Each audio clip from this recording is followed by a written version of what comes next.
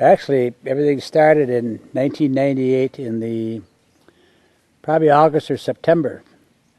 And I was here at the parish, and this lady came in. She was 22 years old. Her name was Cac. And we have, in the parishes, we always have medicine in case people need help. And we do a lot of medical work. But this gal came in, and she had terrible sounding lungs. So I sent her into Nong Khai to get a TB test, and she came back with TB, but she also had AIDS. And I was talking to her, and she said,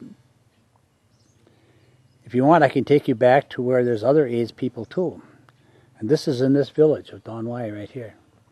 So I followed her back, way back in there, and there were 3 or 4 places, huts of various description, mostly made of bamboo and banana leaf and grass.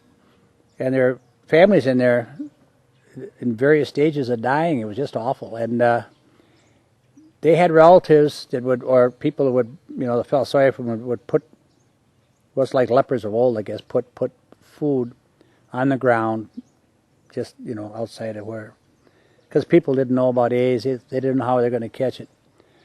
We sent this one little girl, this little Lynn. She was our last shot. She was dying in the hospital. I asked the doctors, please, let me send her down to Kunken one more time. And I sent her down there. I talked to the doctor. He said, "Casey, we'll do what we can, but Father, there's not a lot of hope with this little girl." And I said, well, do what you think you should do.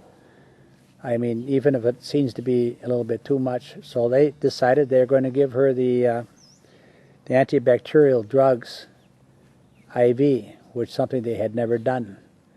And the 3rd day, Lynn sat up, looked for something to eat. She didn't have brain, right? They gave her tests, but she didn't have brain damage. It was a miracle. And this doctor in Nong Khai that signed the letters to take it down to Kunken, he told one of my social workers, he said, he's Buddhist, but he says, there really is a God, isn't there?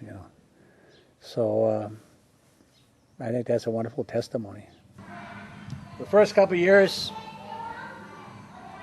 when we had sick children, we did not have any antiretroviral medicine, nor did we have any medicine for TB for children.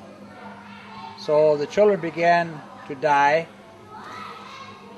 The first was Little Knock. Little Knock was a lovely little guy, but he could not speak. The second was Kirk. Kirk was a laid-back kid, but when TB got him, it just shrunk him into nothing, and he died an old man. Michael Koemans is half Dutch and half Thai. His father was Dutch, his mother was Thai, and when he was born, the mother found out that she had AIDS from the old man from old Koesmans, Hans, and she killed herself. And old Hans went back to Holland, left his child here with us, and the child died, and Hans himself died about 2 months later.